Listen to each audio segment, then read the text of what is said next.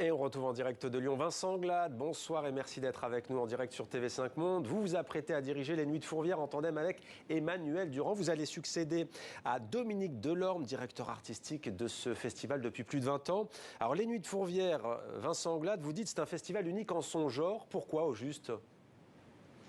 Parce que il n'y a aucun autre festival qui mélange toutes les disciplines comme ça à ce niveau d'excellence, de la musique, du théâtre, de la danse, du cirque, tout ça dans une grande fête populaire qui investit à un site classé au patrimoine mondial de l'UNESCO, que sont les théâtres gallo-romains de Lyon.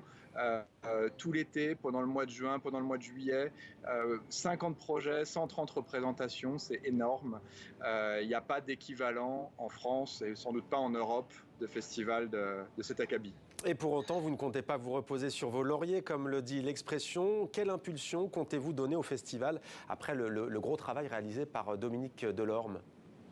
Eh ben, on compte justement s'appuyer sur le succès de tout ce travail réalisé par Dominique et ses équipes pour ouvrir des nouvelles voies dans le festival, peut-être ouvrir un peu à plus de diversité, ouvrir à plus de projets avec les habitants du territoire, et puis travailler sur toute la dimension lieu de vie aussi de ce festival qui nous est si cher, pour aller toujours vers une plus grande fête avec les habitants, avec le territoire. Et faire descendre notamment le festival de sa colline au sens propre comme au sens figuré, puisque rappelons-le, Fourvière c'est une colline qui se trouve dans la cité des Gaules.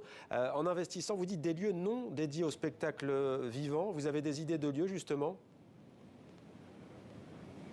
Oui, on est en train de faire le tour des lieux de la métropole en ce moment justement pour trouver des lieux un peu insolites qui sortent des lieux de culture traditionnelle, qui aillent au plus proche des lieux de vie des habitants.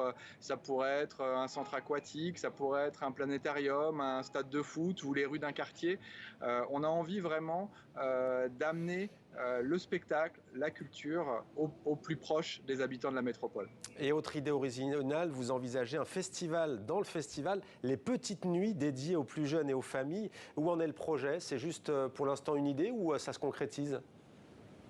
C'est une idée pour l'instant, mais c'est une idée qu'on va mener à bien, j'en suis sûr, dès l'édition 2024. Ce désir là aussi d'ouverture, d'accueillir les plus jeunes spectateurs qui seront nos spectateurs de demain pour les grands projets du soir, donc de former aussi les spectateurs de demain.